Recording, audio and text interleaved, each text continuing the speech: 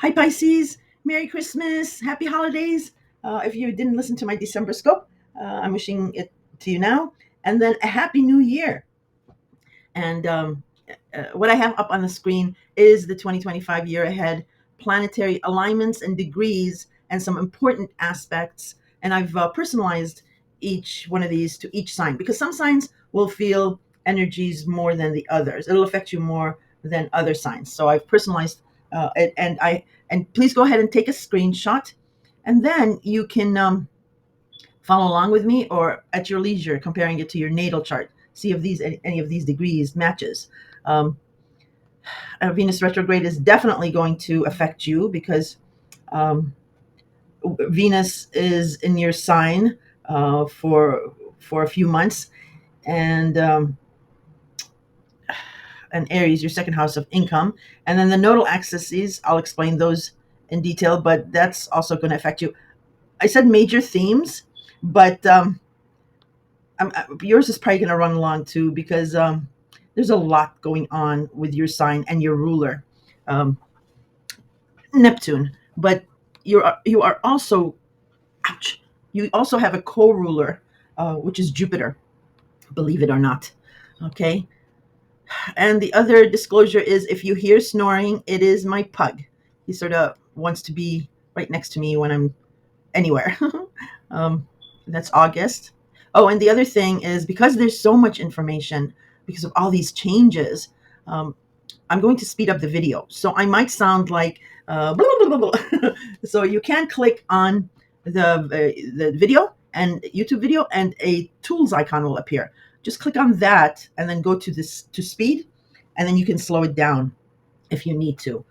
So yeah, I don't have a generic intro, so I'm going to go straight into your sign and discuss it.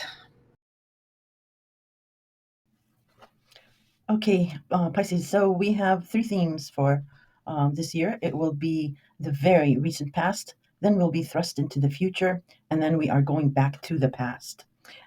And I am going to talk just a little bit about Pluto and Aquarius, not a lot, because I have completed a dedicated Pluto and Aquarius video, and I take you actually 5 years into the future because I thought doing just a year really doesn't give you something to bite on. So I chose not to upload it though because I wanted to get these yearly horoscopes out of the way. So hopefully you're subscribed so when they drop, you can be notified. So, well, first, and for you pros, or you've listened to my videos before, bear with me because we do have new listeners all the time and novices. So I need to explain some things a little bit for our new listeners. So Pluto and Aquarius. Well, first regarding Pluto, Pluto rules fear, control, and power, as in power plays. He was the god of the underworld, so people feared him, and he had control because he ruled the souls after they passed away, and um, he also was in another realm. He wasn't with his brothers Zeus and Neptune, so he wasn't on Mount Olympus with them or the other gods, small g, and goddesses. He couldn't leave the underworld. So he also rules loneliness, okay, and pulling yourself up by your bootstraps. Um, he had power because, of course, he was the god of the underworld, and because he also conquers fear, because that's where your power is through facing your fear, okay. Um, and he rules riches because of all the minerals in the earth, and even a seed. If you plant a seed, it needs to be nurtured underground first before it can sprout. So what Pluto does, the simplest example is Pluto takes you down deep into your past, into your psyche. So the simplest example would be if you were to be in a dark room and the door closes behind you. You're scared. You're reaching out to, not to bump into anything. But if you stay still, the light at the back of your eyes starts to focus, and you will start making things out. You can see. So with that analogy, with Pluto, to win over Pluto's um, journey and not to hurt too bad, is to be still and self-discipline, restraint. That's the best way to deal with a Pluto energy. Now, Aquarius is your 12th house of the past, of secrets, of working behind the scenes. It definitely is about faith and religion. It's where you are alone, and sometimes even enjoying your alone time. You are there. It's confining places such as prisons. Now, I'm not saying you guys are in prison or you'll be in prison, but like hospitals or having to take care of someone where, again, like Pluto, you can't really leave that person if he or she is in your care. Um, it also rules like any drug or alcohol use or abuse, and it is the house of hidden enemies. Um, So, but Aquarius is an air sign. It is called the genius of the zodiac. So this journey will actually not be like depressing or sad. It'll be very uplifting, actually, and you'll have flashes of genius regarding your psyche or the past or things like that, like abrupt epiphanies. Okay, um, and like fast revelations um, or reveals with Pluto and Aquarius. Um, and this makes sense for you because you've had Pluto in Capricorn for 18 long years. And Capricorn rules your 11th house of friends, groups, circles, associations. Associations can be like, uh, simplest example, it would be like a brotherhood or a sisterhood, a camaraderie, or even a gym association can be considered like that. It is also your house of your hopes, wishes, and dreams of the future. Okay. And the 11th house can also sometimes rule a second or third marriage or a second or third serious relationship. Okay. Now, Capricorn is a winter sign, so it's dark and cold. Um, Capricorn rules tradition, conservatism, um, old, powerful people. He is a social climber. But the rendition of Capricorn, the old renditions were half goat, half fish. So they can swim down to the deep, darkest depths of the ocean. And he can also climb the steepest cliffs. He's methodical in his because he's a social climber, but he's very reserved, very um, stern, and he doesn't show emotion because he's a very powerful cardinal sign, and he doesn't show emotion because he uh, well, he wants to be the rock for other people. So, Capricorn in your 11th house and with Pluto, and for all of us, it was the deepest, darkest, most dense journey that we have gone through. I think a lot of people went through trauma with this transit. For you, this translates, because it's your 11th house, this translated in very powerful friends, a powerful group, association, or a circle, okay? And they were teaching you how to be powerful. They could have been, because Capricorn rules this, they could have been in government, law or law enforcement, or knew how to navigate. They were like experts on it. Um, any corporate like structure if you had to deal with. So what they did actually was take you under their wings and at times protected you, fought your fights, um, and friends could have fought over you also. Now, um, con- and they were controlling or there were power plays. So, for example, if somebody takes you under their wings and protects you and what have you, they can be controlling in as far as they've taken responsibility of you. So they might have been all up in your business um, eh, because they didn't want you, because they had invested in you, is what I'm trying to say. And with that tension, there was a lot of tension with these powerful friends. You lost friends or a friend, or you may have left a group or an association. And you are now a powerful person. You've learned a lot from them. You faced your fear with them. The other thing with Pluto and fear, because that's where your power is, a very good example is if someone is powerful or has something over you. And if you keep running away from that person or not trying to confront that person, they can like hold you hostage over what it is that they have over you. But once you face that person and say, "Yeah, I am like that," or "Yeah, that did happen," and once you have that lose that fear, that person can no longer hold you hostage. They diminish. So Pluto set up situations like that for you so you can learn that. Because Pisces is very famous for, well, you're very, very kind and compassionate. And people mistake that for a pushover or being a wallflower, and you're certainly not a wallflower. So you because of your compassion and understanding, people might see you like naive or simple. Okay, but actually, Pisces, especially because um, Aquarius rules your 12th house of the psyche, of your mind. You're actually because Aquarius is the genius of the zodiac, so you have genius in you, and Pluto in Aquarius is going to help you bring that about, bring that up. Um, there was something else I wanted to say, but I can't remember right now. But as we speak more, we'll maybe I'll remember it. Okay, so um, last uh, last year, very recently, Mars entered Cancer at the end of September and October. And Mars left Cancer and entered Leo at the beginning of November. Now, Cancer for you is your fifth house of love, romance, children, creativity, pets, and gambling can also be in this house. So Mars only knows one thing: heat and action.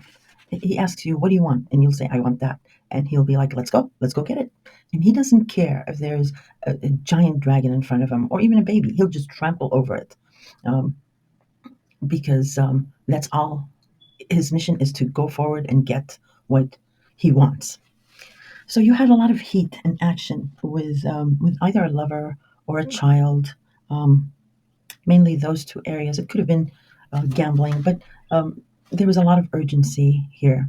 And it was tripped up by the partial solar eclipse in your sign in September.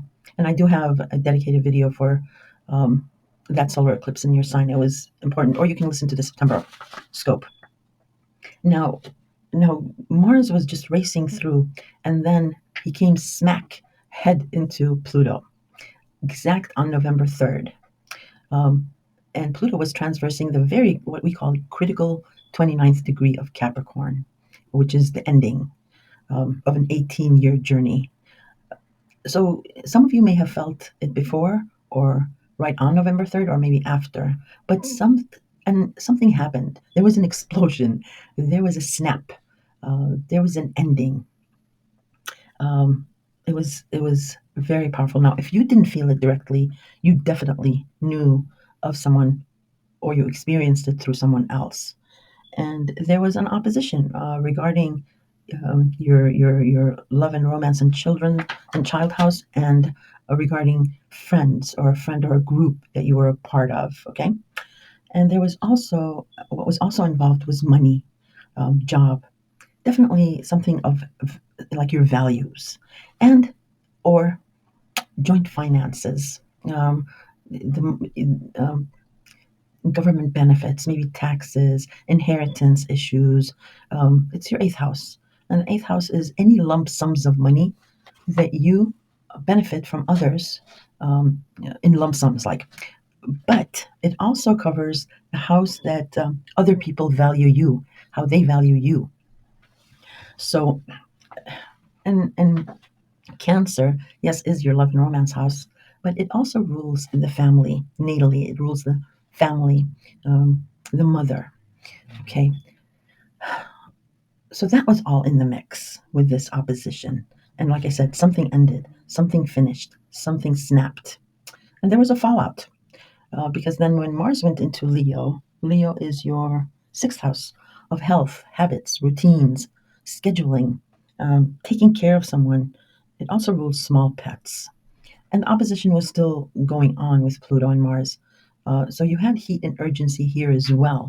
You were running around regarding a schedule or routine, but it might have been also in regards to health, something about your health, or like your mind was not at ease, so it started developing in physical ailments, or if you weren't physically well, your mind was not in a good place.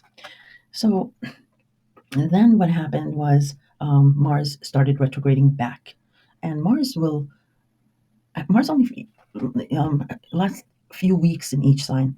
This time, and it rarely goes retrograde, but this time it's going to spend a good 6 months in both Cancer and Leo. That is huge. It's going to go back and forth over those same degrees. And so there is something there for it to keep going back and forth and spend this long time. Why? Because those relationships that Mars had a fight with Pluto with um, are important, and we don't want to throw out the baby with the bathwater. Okay, so after that fallout that I'm talking about, then we saw in December, the first week, talk of a compromise. Then the second time there was further advancement of this compromise was during the winter solstice or around Christmas. And then finally, by the New Year's Eve, we had a new moon in Capricorn. And either that compromise solidified then, or there was another new way to go forward, or you seeded the hope for a new way forward then. Okay, and um, and then that brings us to January, and I'll do January through the end of the year scope for you at the end of all these shifts and changes that we have that are quite important. Well, I'm sure you've been hearing all the astrologers being some of them overly dramatic. New world, new you, new this, new, and it's true. There, it is going to be a new world. Why? Because we have 4 or 5 major shifts after 2 years. A planet is changing signs. After 14 years, Neptune leaves your sign. After 2.5 years, Saturn leaves your sign. Uh, for God's sakes, Pluto left Capricorn after 18 years, and we also have Uranus leaving Taurus after 7 years, and then Jupiter. So yes, there's huge changes, and everything is going to be new. Yes. So regarding Pluto in Aquarius, I'm sorry, not Pluto and Aquarius. We already did that, and I have a dedicated video that I'll upload soon. Uh, I'll discuss first the first new theme that we are going to be thrust into the future. So we have the nodal axes after 18 months, almost 2 years. Will be leaving Aries and Libra, and will be entering your sign and Virgo. So the north node was in Aries, and the south node was in Libra. Aries is your second house of job, income, and your value system, who you will and will not sell out for. And Libra is your eighth house of joint finances, inheritance, taxes, government benefits, and like I said earlier, the house that other people value you, how they value you. So for the past 18 months, we've had some kind of a stickling issue, some tug of war that has been repetitive between these two money houses for you, these two value system houses for you.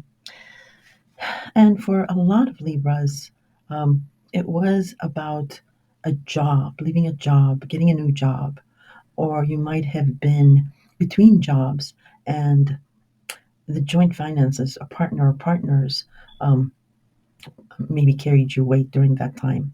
Um, and you might have been also doing that. But and this is karmic. The nodal axes are karmic. From 18 years ago, there's karma. Something is either being owed or you owe. Something is owed to you or you owe. So um, we had an explosive full moon in Aries in October, and I have dedicated a video just for that. And actually, I followed up with PTSD after the full moon in Aries, because Aries is a fire sign. It's a me first sign, and it is ruled by the god of war, Mars. So it was an explosive full moon. And we also had a solar eclipse in Libra. So eclipses, especially with the nodes, they're major starts and major endings. Okay, um, they clear out, they eclipse things from each house to bring in new things. And again, Pisces, um, there is something about your value system, how you're seen, how you value yourself. Because Aries is also natally rules the image and appearance and how it's seen. So it keeps going back to something about your value system, but definitely about jobs and money. A lot of you have started something new, and you're either going to get promoted or you're going to find something else, um, maybe more creatively. But I'll talk about that. In any case, mid January, whatever that stickling issue was, and it was mostly um, Aries wanting to be free and independent of Libra's neediness and codependency. Because Libra rules like relationships. They know nothing else but to be in a relationship. So, so then again, so your second house of job and value system and income, you wanted freedom of the eighth house of joint finances and how others see you. Um, that's we're always pulled towards the north node, and Aries was no, the north node was in Aries. So you wanted some kind of independence, some kind of freedom regarding your job, income, and value system, and your joint finances was the needy, codependent um, side of the scale. So that's that. But mid January, um, this will end. This will be resolved. Um, that is, if a relationship ends or has ended, or if you're strong as a rock in this relationship, that neediness ends. It magically disappears. Um, and it's not like Pluto and Capricorn, because everybody's saying, "Oh, we're done with Capricorn, yay, Pluto and Capricorn." But a lot of people are being like, "I don't know," and that's because it was just 18 long years. It's left bad aftertaste. So then the north node will go in your sign, and the south node will go in Virgo. And like I mentioned, they're karmic in nature. So the south node is a karmic situation that you're going to deal with. Okay, um, there's going to be a set of eclipses that will start clearing out both these houses, and then there'll be solar eclipses where you start new beginnings with each of these houses. Partnerships can be intimate partnerships. They can be contractual. They can, like a marriage is contractual, or even business partnerships. But they can also be platonic partnerships. Someone who knows you really well. So even a brother, a parent, or a neighbor, or a friend can be considered a partner if they're that close to you. So yeah, so we're going to go through these set of eclipses for the next 18 months. And that's natural because that's a nice segue into the next big shift, which is Neptune after 14 long years, dreamy years, is leaving its home sign of Pisces, you, and going into Aries. So the last 14 years, and it started on Valentine's Day, 2012, very romantic, just like Neptune, entered your sign. And Neptune it rules the ocean, and the movie industry, the music industry. He rules fragrances, perfumes, makeup, drugs, alcohol. He rules the oil industry. Um, he is, surrounded by mermaids, and the sirens of the mermaid lure sailors out into the vast ocean, and they get lost. He rules fog. Um, and he was in his home sign. He's powerful, but being in his home sign, he's 100 times more powerful. So with you, it was regarding your image, your appearance, your hair, your wardrobe, um, trinkets, jewelry, makeup, shoes, your armor, also your profile online, how you are seen, how people see you. It's very physical, but it's also the essence of who you are. That's the first house. Um, so it can also rule because it's all about you, and maybe social media. So you were hot into selfies. um, it can also have slander or defamation here, and again, a value system can be touched on here. And so what Neptune does, the simplest example, because too much of a good thing can be bad. So he does rule deception and illusion and fog where you can't see clearly. He erases boundaries. So, like if you draw a line in the sand, the ocean's waves come and erase it. And what his purpose is anything that you have to go through that's harsh. He makes it more romantic or more smooth. So what happens, what ends up happening is you start idealizing something. In your case, your image. You start yearning or longing for this idealized image of yourself, how you want to be seen. Um, and many of you have gone into plastic surgery, whether intrusive or going under the knife, a weight gain or loss. Maybe some of you tried those pen diets. And tattoos or not. Or many of you may have gotten pregnant where your body changed and then you went, you changed it back again. Um, Definitely. I mean, I can tell you right now, that most of you, people don't recognize you and they haven't seen you in a long time and they see you. They're like, oh my God, is that you? You have dramatically changed. But what happened about 2 years ago, March, April 2023, Saturn came into your sign with a thump.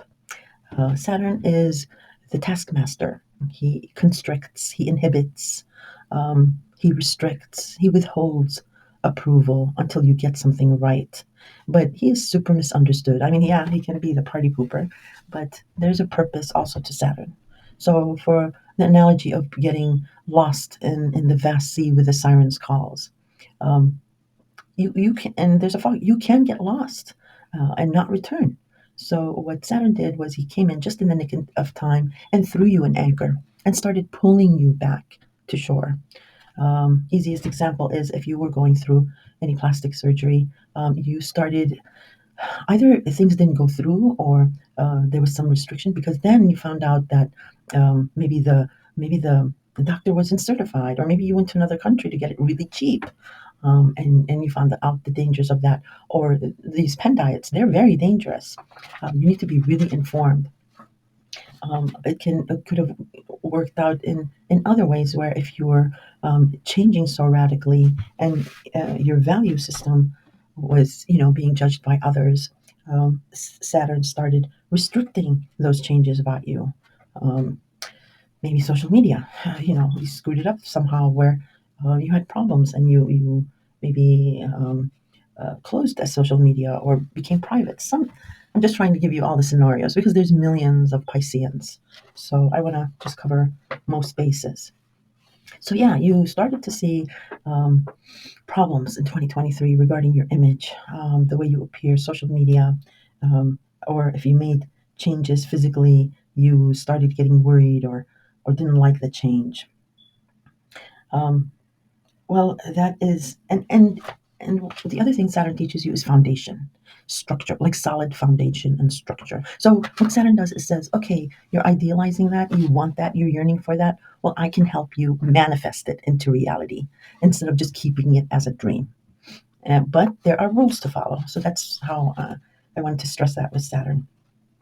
So, yes, in March, Neptune will leave your sign, Pisces, and enter Aries. And that will feel like some of you might love it uh, because you've been hurt with these loss of boundaries, or you have been confused.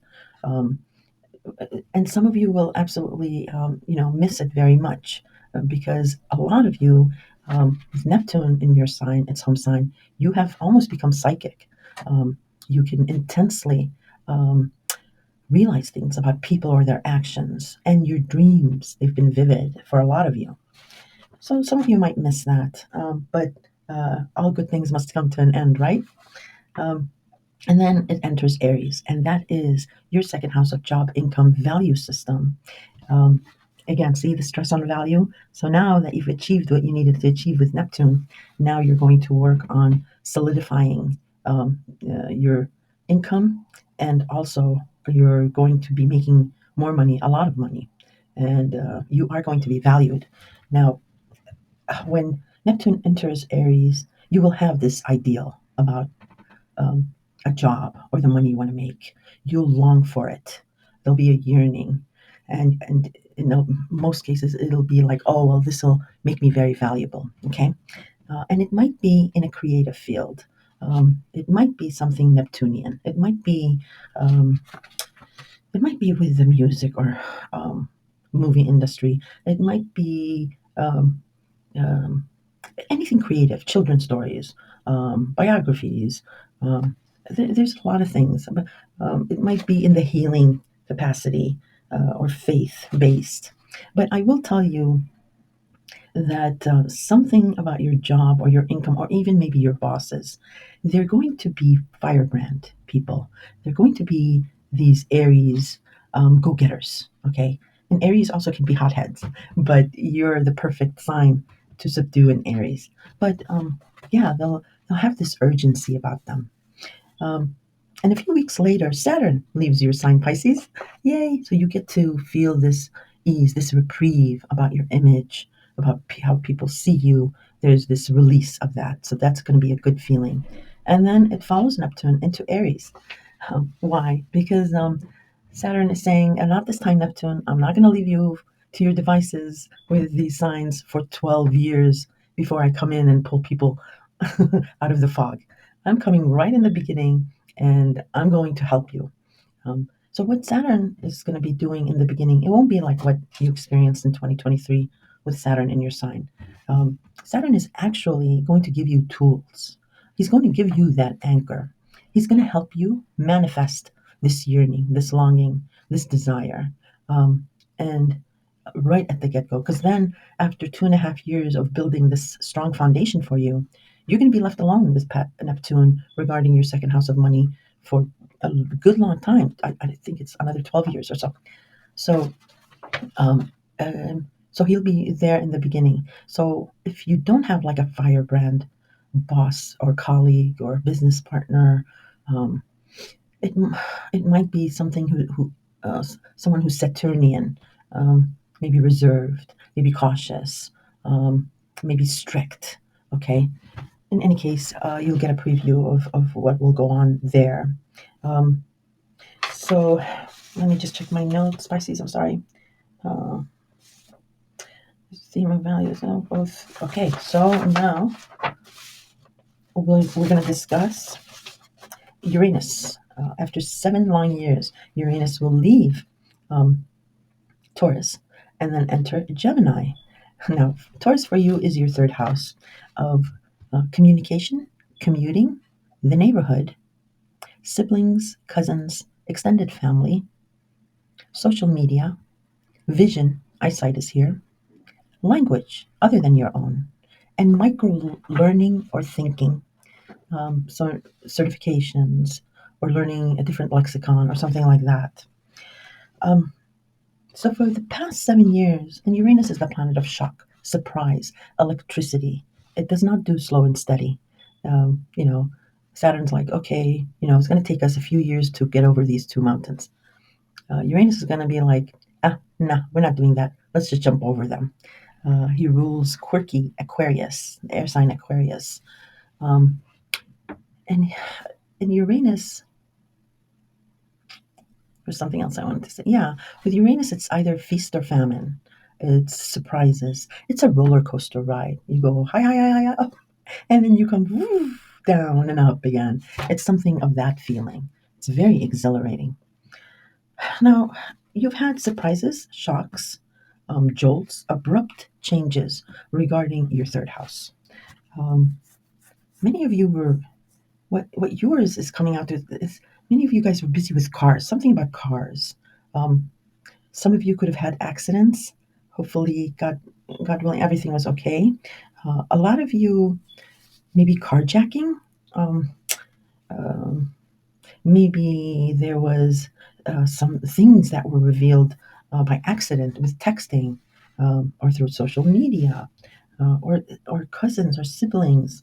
Um, I, I mean, I can tell you there has been endings in these areas as well, but something about running around busy within your neighborhood or moving, but moving like right down the street or maybe a couple floors up, something unique like that. You could have had siblings or cousins move in with you for a while. Um, but Uranus and Taurus, for the most part, has been grounding for you, but in a surprising way.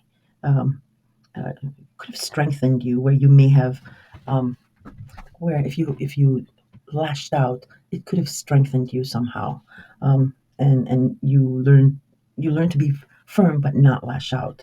Now, Taurus also rules your second, or the natally it rules the second house of money, values, and job. So you could have had a job. Um, it could have been like you had two jobs, like maybe one at home and one like really close by within your neighborhood. Um, and it could have been about maybe taking care of someone. Uh, Maybe it was about insurance. Anyway, I can speculate on and on, but you've had quite a few surprises regarding your third house. Um, and that ends after 7 years of doing that. That ends on in June, or I'm not sure of the date, but we'll look at the calendar when we go through it. But it's got a couple more surprises before it leaves. Uranus is just like that, but we'll try to see where the surprises are in the calendar. It moves to Gemini then. Gemini is your fourth house of home, family, your parents, your country, your pride, your clan. Okay, so uh, sorry, there's going to be surprises there. Obviously, it's Uranus, but it's going to be a very nice surprise, fast surprise, and very uplifting because Uranus rules Aquarius, an air sign, and Gemini is an air sign. So it's going to be very, very nice. And the surprises you may experience with Uranus and Gemini is, well, you're going to definitely move. Um, that is showing up for you. But it's something about double homes, two homes, maybe a duplex with another family member, um, a sibling, maybe. Um, Maybe you're retiring and moving to another country because your retirement income, or you'd live like a king in another country because it'd be cheap, and you're coming back and forth because your kids are here. Or you may have like many kids, like maybe you have four or five, six, or and they're all having their homes, and they're just flying you out between these different homes, um, because there's something about air travel for you. There's something about traveling, but like yeah, for some of you, you could be a digital nomad. You could be doing that, or if you're a student, you might be going back and forth to dorm in another state and coming home. Or if you're like a master's or PhD student, you might be traveling for your PhD or master's. Um, yeah, some it can encompass that. But what pops out for you is something about either a big home or two homes. It's connected somehow, though. That's why I said duplex and air travel. I don't know. You guys have to tell me.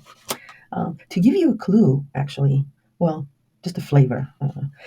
Jupiter has been in Gemini for the past year, well, 6 months, and Jupiter will be leaving Gemini in June. So uh, your home and family has been expanding for some reason, or has been changing, and you are co-ruled by Jupiter. So look to where this expansion was going on, because Pluto is also in Aquarius, and you're working really diligently behind the scenes. All this money thing. Um, yeah, look to what Jupiter has been doing, and you'll get a flavor of it. Of course, Uranus is much different than Jupiter, but at least it'll give you a flavor of it. And that's a good segue to discuss about the last change, which is Jupiter leaving Gemini and then entering Cancer. Pisces, this is going to be beautiful for you because Jupiter is your co-ruler, and because Jupiter is exalted in Cancer. Cancer is a very nurturing sign, and it is your fifth house of love, romance, creativity, children, and pets and gambling. So this area of your life is going to expand. Um, just don't gamble, please. So that's why I said your career, your job may be something that's creative.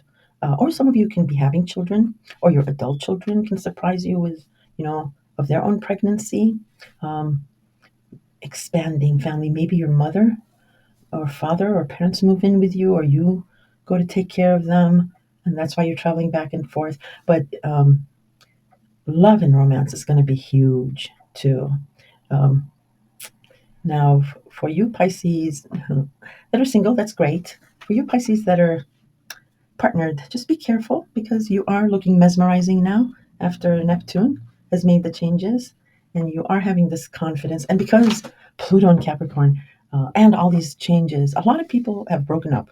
So just in case, and your fifth house of love and romance is set to expand. So and you're working behind the scenes. Just yeah, just make sure this romance figure is not somehow still attached. They may be separated or in the yeah. Just be careful of that because you do look nice to everyone now. Um, Ju- Disclosure: Jupiter does also expand problems, so just be careful of that. And it all really depends on your natal chart and the degrees and your rising sign. But to give you a clue too of how this will transit, Jupiter takes 1 year to tour each sign. So it takes 12 years to do the entire zodiac sign. So think back 12 years ago. That'll give you a hint. It won't be the exact same thing because other planets were doing other things, but it'll give you a flavor of what to expect about this. Okay, Pisces, we're going to go through the calendar lineup, and I'm sure I've missed some things, so they'll probably come up in the lineup.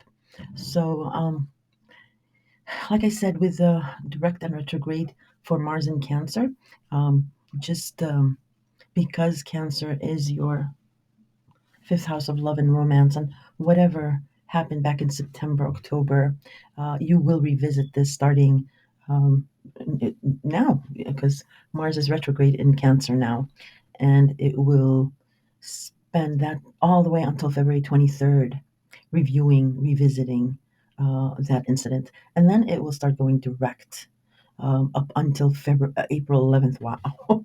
um, so then when Mars goes forward, then you'll have all the information you need. It'll be resolved, and it's gearing up to oppose Pluto again, but it won't be in Cancer. It'll be in Leo with no, actually, I think there is.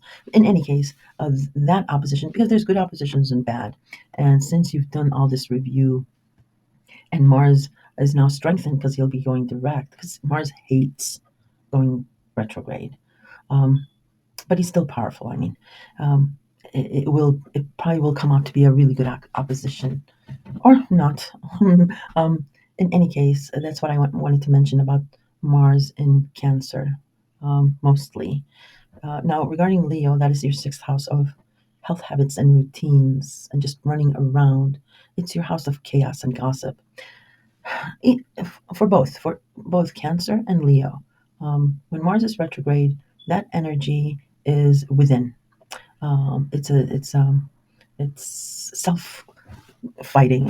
It's self conflict.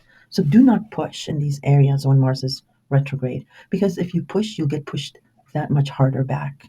Um, this is the time to be disciplined and restrained, and resolve it within yourself first. Then when it goes direct, then you have the power and the knowledge. Okay, because Mars, doesn't care about consequences. And since your house of health and running around is in this mix, please be careful. All right. And then I also, if you saw your calendar, I also put August, because I personalized each calendar for each sign. August 6th, Mars enters Libra. That's very important for you, as Libra is your ugh, eighth house of joint finances. Excuse me, inheritance, taxes, and the benefits you have from others. So you're going to see a lot of heat and action here. Mercury retrogrades, we have every year we have Mercury retrograde, but this year we're going to have Mercury retrograde in your sign and Aries, your money house. So that's why I listed you. That's why I highlighted you. Mercury will start retrograding February 14th. And no, it'll enter your sign February 14th. I apologize. Then it'll enter Mars. So you're going to be talking a lot about a job, maybe a new job. And then it'll start retrograding. Anyway, the dates are there. With Mercury retrograde, all you have to remember is have plan A, B, C, and maybe D and E, because things get reversed. You don't have the full information. All right. Venus retrograde. This is very, very important. Doubly so for you, because it will be retrograding in your sign. And also, Venus rarely retrogrades as well. So we have Venus retrograding, and with all these huge shifts, Venus, when it retrograde, it does tend to bring somebody from the past in our lives. Um, and also be careful because Venus attracts love, fortune, and fame, money, lovers. But when it retrogrades, it can be a little nasty. um, and because it's in your sign, be careful again. Neptune is still in your sign. Be careful of any physical changes. No tattoos, no haircuts, definitely no plastic surgery or whatever, um, because yeah, she can get nasty, and it'll be reversed, or you'll really absolutely hate it. So I implore you, nothing. Don't change anything physically about you. Now, Venus enters Aries on February 4th, and that'll bring you either a lot of money, or you'll be loving your job. You might get a promotion, or you might be getting a new job. Um, but hold on to that because we have one final eclipse in Aries, and I think it's March or April. In any case, when it goes retrograde, um, you might, maybe you lose a bonus you signed up for, or maybe the overtime they agreed to, they'll say, well, we can't afford it now, or something like that. So just be careful with spending during the retrograde. You just want to be careful with spending money during that retrograde. But then April 12th, Venus goes direct in your sign, and woohoo, um, go gung ho with whatever last minute changes you want to make before Neptune and Saturn leave. If it's not good for you, Saturn will restrict you. And then Venus will enter Aries direct in your money house. Beautiful on April 30th.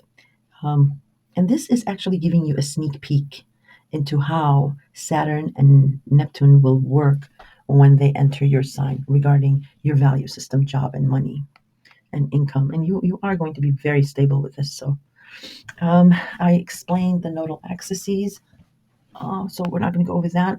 Now, in January, we're already at January 8th, but Venus has entered your sign, so you are seeming much more beautiful and romantic and maybe sexy, and it's you're attracting people here. Now, Mars also was in Leo, and it opposed your 12th house, um, which was your sixth house of routine and health. So, any issues with health, again, get a second opinion, or what have you, if God forbid, though, or maybe your schedule is about to change or is reversed or something. It's connected to your job somehow. But now on the 6th, it re enters Cancer. So, again, I told you, whatever you had, that argument or fallout with a lover or a child, and family was involved, you guys are going to revisit. And this is where I'm telling you not to push because you'll get pushed back. This is about using sheer discipline. Um, and you can do that. You can do that because this situation will get reversed again. So hang on to that. And then I explained the lunar nodes on the 11th, changing signs, and um, that repetitive tug of war that you've had regarding your value system and how somebody else values you. That codependency that you wanted to be free of, that ends magically. And then I've explained what the lunar nodes will do in the future. Um, Here we go. On the 13th, we do have a full moon in Cancer. And this is somewhat of a powerful full moon, but it is ending something in your house of love, romance, children, creativity, a pet. God, I hope not. Um, or it could be a culmination or a fruition of your past efforts here because it's not like an eclipse, a lunar eclipse, and it's only at 23 degrees. It's not like the ending of something. So maybe also, maybe if mm, maybe if you're the girl and the man is your boyfriend, Cancer, it can manifest. Maybe you have like future mother-in-law issues. Maybe that ends. Maybe that's where the attack was coming from regarding your values. Or maybe that ends. But something ends here. All right, on the 14th, Jupiter in Gemini squares Venus in your sign. This can be nice because with a square with Jupiter, it amplifies. Or it can be tense. Like I said, if there's a problem, Jupiter will expand it. Why? Because it doesn't hate you, because it doesn't want you to continue going in that direction you're going, because it knows the end result will not be good. So there's a tense square between your home and family, your parents, and something about you that's changed, or is changing, or if you're maybe setting up, like I said, a haircut or whatever. Jupiter is a benefic planet. It's your co-ruler. It protects you. So it might be coming, this protection might be coming through family um, who's giving you a hard time about a change or something like that. So that happens on the 14th. Or it can be something jump starts because squares are not an either or. There's wiggle room there. So on the 16th, we have the sun in. I'm going through the whole month of January because this is January 2025 and year ahead.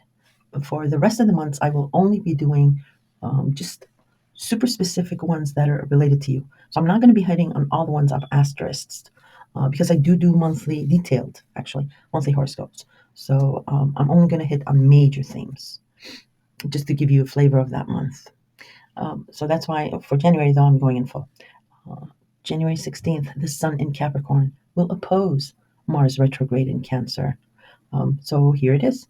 Whatever that blowout was between your friends or a group. Um, Capricorn also rules the 10th house of career, status, and reputation in the natal chart. So whatever that blowout was between a lover, romance, a child, like I said, you might have experienced it through someone else, and your friends or about your reputation, it's going to be illuminated here. The sun illuminates. It's a yearly checkup. The sun is always here, but this time it's illuminating it for you and others to see what's going on here. So an opposition is an either or situation, okay? But it's not the complete story still. Like I said, Mars is still retrograde. And when he goes direct, it'll be the complete story. Um, or it could be a good opposition because the sun represents the father and Cancer is the mother. And both have it in each other's interests for each to succeed. So it might be a good opposition because there are good oppositions. Depends on your natal chart. So on the 18th, Saturn will conjunct Venus in your sign. Saturn adores Venus. He thinks of her like his daughter, and Venus always gets what she wants. Um, and Saturn can be, a little uh, mean at first, but she uses charm offensive. So again, this is something about your image, your appearance, the way people see you. Um, so it might be like Saturn is saying, yes, you can make that change, yes, but he's warning you as well regarding the way you may appear. Okay, so look for that date. On the 21st, Saturn conjuncts Aquarius. This can be a little bit heated because it's the sun. The sun is very powerful, and Pluto is in Aquarius. Pluto is very, very powerful, and it's in your secretive house. Um, this is something tense about something behind the scenes or your past. Okay. There's a tense aspect that maybe you wrestle within yourself about something, maybe your faith or psyche. But again, it's Aquarius. There'll be a flash of genius here, an epiphany. On the 23rd, Mercury in Capricorn will oppose Mars in Cancer, and it's still going retrograde. So remember when the sun illuminated? Well, here on the 23rd, if it is a bad, in air quotes, opposition, then here is verbal arguments, fights, heated texts, between these two. If it's a good one, then here is where you all laugh about it in a tense sort of way.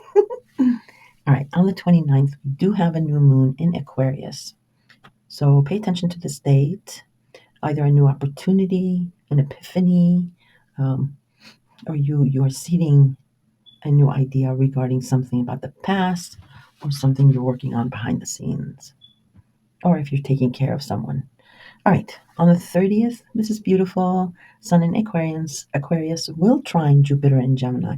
This is gorgeous, Pisces, because the sun is powerful, Pluto is even more powerful, and they're both in your behind the scenes house and sending good juju vibes, good, very good vibes, approving of some expansion regarding your home and family. So pay attention to this because this can also show you how Jupiter may end its transit in Gemini for you. So that completes January. And now I'm only going to do main ones, okay? So February, we have we have Venus conjoining both Neptune and the North Node in your sign. Beautiful, beautiful, beautiful. Um, and then we have Venus entering your money house in your value system, job. And on the 6th, Neptune conjoins the North Node. Um, and also Saturn. Oh my God, it's a party in your house. Jesus. Saturn conjoins Mercury in your sign. So you're looking beautiful. You're mesmerizing. Your words are very nice and mesmerizing, captivating. And Neptune is happy, and so is Saturn. This is a beautiful month for you, Pisces. And it also is some sort of realizing that Neptune has actually reduced you fully, even with the heartaches and all the sorrow. It's giving you um, somewhat of a kaleidoscope, excuse me, image. Um, but deep within, or the compassion you experienced or gave, it's karmically actually strengthened you, and it is being recognized here. Um, maybe that is, like I said, maybe you're going to be either starting your own business or a new job or a promotion, and it's going to be very creative, very strengthening, and maybe it has to do with some sort of healing or like a guru type of thing, almost like Aquarius. Uh, yeah, February looks really, really nice. But if you have any like hurt or pain, I mean, all these planets are just glowing over you, so I don't think it'll just be cathartic. All right, March, I do want to tell you on the 13th, total lunar eclipse in Virgo, Pisces. So this is your partnership house. Something ends here. Full stop. I mean, it's still at 23 degrees, so there's still going to be a couple of more endings and beginnings. But something about your partnership is ending here. Again, partnership can be anything, okay?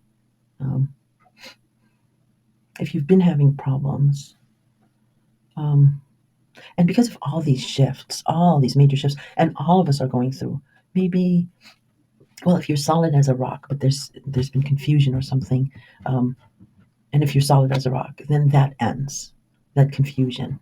Okay, um, if it's a business partner, platonic, same applies, but it's mostly an ending. Mm.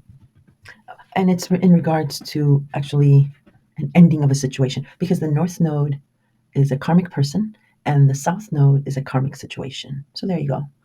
It could be an ending to this karmic situation or the beginning of an end regarding a karmic situation with your partner. All right. Venus is retrograde on the 27th. I've already explained that. Please, no drastic changes physically. Partial solar eclipse in 29th. Okay. So remember when I told you about that crazy hothead Aries and the full moon that burnt us all in October? So that ended something, that cleared something away. You may have lost a job. Um, you may have been between jobs. You may have started a new job. In any case, here on the 29th, it's a opportunity, a new beginning for a job or income, or you are valued. The sun shines a light on how you're being valued now. It's beautiful. Take note of that. I did want to tell you that because right after that, Neptune enters Aries. Anyway, I'll look for my detailed March horoscope. All right, on April, I'm only going to discuss the 4th, really. So Saturn in Pisces sextiles Uranus in Taurus. Mars in Cancer sextiles Uranus in Taurus. Mars in Cancer trine Saturn in your sign. Wow. So Taurus is your third house of neighborhood and commuting. Cancer is your love and children's house, and your image Saturn in Pisces, and Saturn is also approving of this. Well, well, well. So a really nice feeling. It could be of release regarding a lover, a romance, or maybe a neighborhood. Maybe here's when you move, or when you find something that you're going to move, and maybe you're in a shitty neighborhood now, and that's part of the way you see it. is affecting your image, and maybe that's what you want, a new neighborhood or whatever. Or uh, because Uranus is in the mix, it could come as a surprise um, about a move. It could be a new child, or your adult child is pregnant, or your child might have a surprise regarding a job, maybe, and it's about a community effort, something like that, where he has a lucrative income and everyone's benefiting in the family, or something like that. So that's the only date I'm gonna discuss in April. Um, May, nothing really special because Neptune has entered Aries, and the only thing is Saturn is entering Aries, and it's gonna help you out realize your dream. Now June, we have Mars squares Uranus in Taurus. Mars is in Leo. That's your sixth house. Taurus is your third house. Jupiter in Cancer squares Saturn in your sign. In I'm sorry, in your second house of money. All right, so you're now enjoying this fifth house exploding, expanding, and usually it's a good expansion. And home and family is of course in the mix, and is also wanting an expansion. This square is maybe money related. So this expansion may cost you. And here you may start, of course, finding solutions because you have genius in your psyche, Pluto and Aquarius. All right. So some squares, like I said, are good. They jumpstart things. And because, like I said, Pluto's there, Neptune and Saturn, Saturn is approving, plus Uranus is ending here, almost ending its stay. So it's giving you maybe a gift because usually planets, when they leave us with a gift. And it's all this is good. So look for my monthly horoscope. So okay, on July. Okay, my video thing stopped. All right, so July 7th, Uranus enters Gemini, expansion and protection. And I keep seeing something of a duality of a home, but it's what you want and traveling.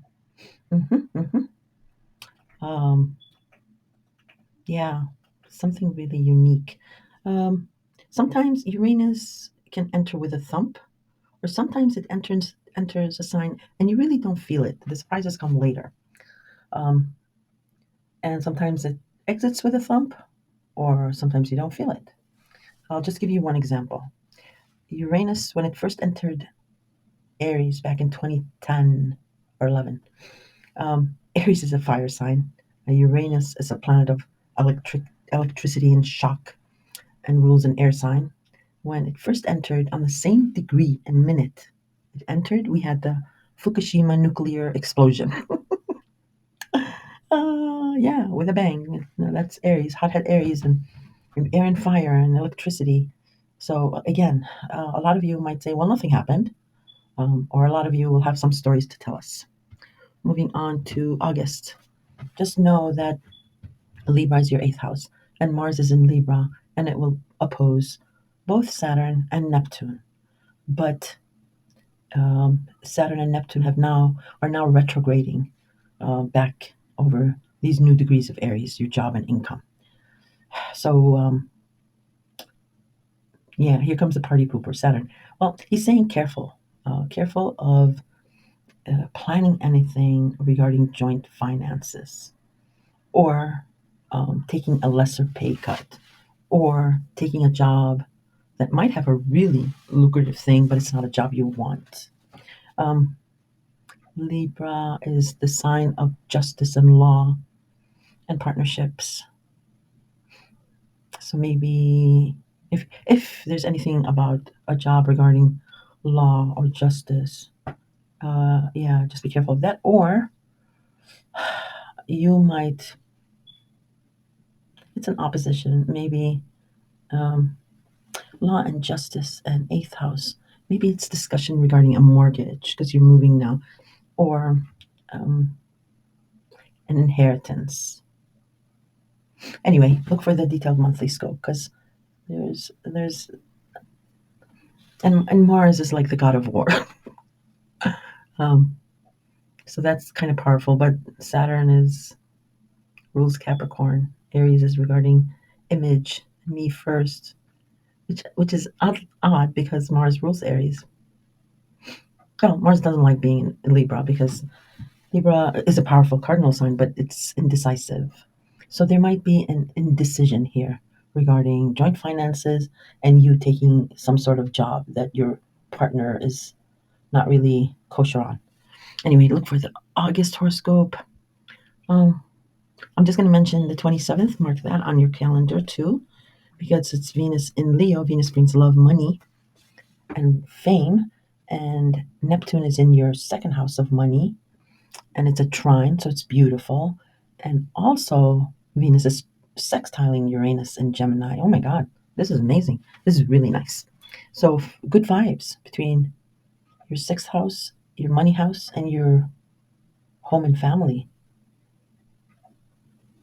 Maybe it's a very nice celebration. All right. Um, September, all I'm going to mention is mark your calendar for the 4th. Mars in Libra squares Jupiter in Cancer. And Cancer is your fifth house of love and romance, and Libra is your eighth house of joint finances. So same as the as June's Jupiter square tension, but this time it's between your eighth and fifth house. Maybe a child is costing you guys. Maybe because it's September, maybe they went away for school and they're asking for money. um, or you could be going into some kind of maybe a mortgage with a lover, and Jupiter is trying to protect you. There's an urgency regarding joint finances, inheritance, government benefits, and an expansion regarding your fifth house of love and romance and children. But Cancer also rules family, so that's where the square and the tension is. So just mark your calendar for that. Um, the only thing in October is on the 14th. Venus in Libra, your eighth house, will trine Uranus in Gemini. Beautiful. And yeah, and then Venus in Libra trines Pluto in Aquarius. So an opportunity. Wow. A genius idea probably coming from you or your hard work behind the scenes. An opportunity regarding joint finances, inheritance, your home and family. Um, I don't really see attention. But Uranus, the only tension might be a good tension because it's regarding the expansion of home and a surprise with a lover or a child, or maybe your neighborhood, because or air travel. Um, but the ingenious of Aquarius is you can realize this maybe home and family expansion. It's really beautiful.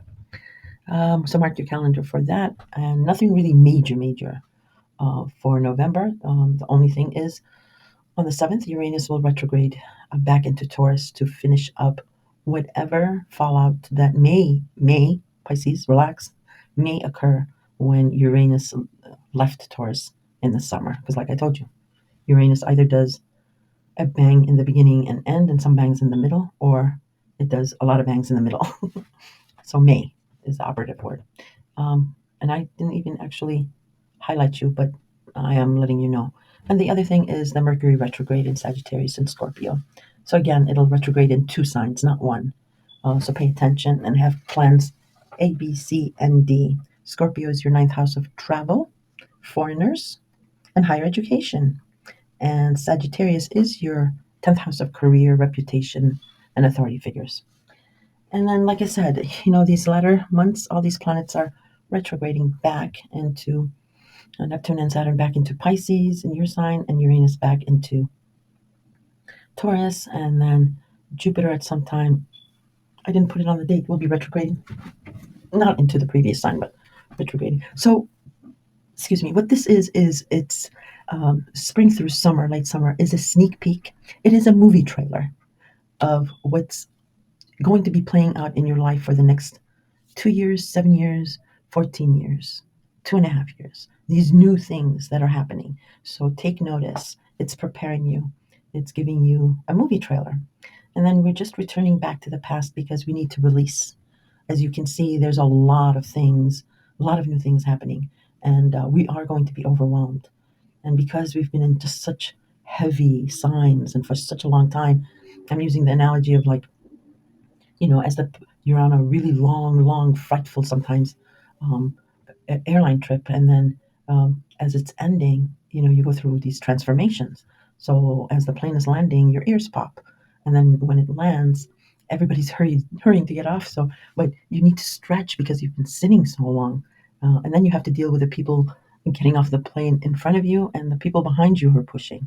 We're all wanting to get off this plane. So, yeah, it's just stretching out and all that. And there was a lot of relationships that were severed, important ones, separated and what have you, and some will be coming back. And mostly for you, Neptune and Saturn retrograding back over these critical 29th degree and then going, direct again over it. It's about release. It's about reconciling for those who will reconcile, for resolutions. Because, like I said, a lot of you will be getting married, engaged, new boyfriends, even confirming your vows. But a lot of you will also be separating, divorcing, um, and so on. So what? And it is the sign of your sign of compassion and Neptune. Um, so you want to go into the future with all of your heart, not half of it, because I'm giving this analogy for all the signs. If you hold on to two things, you lose both. So you don't want to go into the future with luggage. So here you want to either reconcile, resolve, or afford both of you and the other or others closure. Because all of you, but it's a very healing energy. It's Neptune and it's your sign. And you are going to be automatically reduced after this long transit of Neptune. It has like, because some Pisces like to disappear, and that's only because they need to reduce because they expend so much energy being compassionate. But Neptune has put you on an automatic reducing system. So this is good. The year ends that way, and it's good. Pisces, I hope I have informed you. If not, at least entertained you. And if you did like this, at least if you can hit the like button, it really helps my channel. And I hope, it's a shameless plug of asking you to subscribe. It's free. All right, Pisces, I wish you the best of luck. And you are. You're co-ruled by Jupiter. Talk to you soon.